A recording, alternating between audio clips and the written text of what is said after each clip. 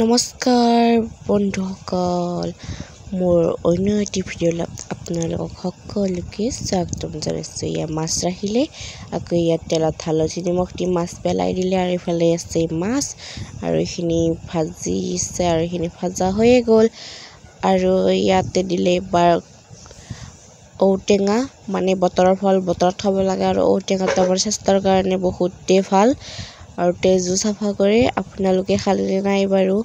আমি বাৰু খালোঁ মাছৰ লগত। এয়া ঔটেঙা ভাজিও হৈ গ'ল। এতিয়া ধুনীয়াকৈ অলপমান পানী দিছে আৰু ইফালে নৰসিংহ দিলে, তাৰপিছত ভোট জলকীয়া দি মাছখিনি ওপৰতে তাকৈ পেলাই দিলে আৰু এতিয়া আমাৰ আঞ্জা ৰেডি। ইয়াক 5 মিনিটমান উতলিবলৈ দিম আৰু ইয়াক ধুনীয়াকৈ উতলি আছে আৰু নেক্সট ডে আকৌ ৰাতিপুৱাই মাছ ৰাখিলোঁ। মাছ আমি যাৰ পৰাই ৰাখোঁ মানে আমাৰ দাদাজন ছাবস্ক্ৰাইবাৰে হয় আৰু এয়া মাছখিনি ধুনীয়াকৈ কাটি বাছি ল'লে মাৰ আৰু এতিয়া বনাব এয়া গৰমত ধুনীয়াকৈ আৰু এয়া বিলাহী আলু পিঁয়াজ কাটি লৈছে মাছৰ লগত বনাব আৰু ইফালে ক'লা কচু বুট খাৰ বনাব মাছৰ মাথাৰে আৰু ইয়াত ধুনীয়াকৈ খাৰো হৈ গ'ল, থপথপকৈ উতলি আছে খাৰখিনি আৰু এতিয়া মাইক বাল্লা দি দিলে আৰু মাছৰ মাথাকেইটা একদম গোটা গোটা হৈ আছে। এয়া দেখাই দিছোঁ ৰ'বক, এটা দাঙি কিনে মাছৰ মাথা এয়া দেখিছে নহয় কি ধুনীয়া হৈ আছে আৰু এতিয়া এইখিনি বিলাহী আৰু আলুখিনিও ভাজি ল'লে আৰু ইয়াতে মাছখিনি দি অলপমান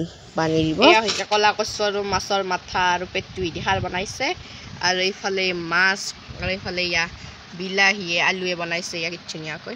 এতিয়া খাওঁ মই। Bye bye.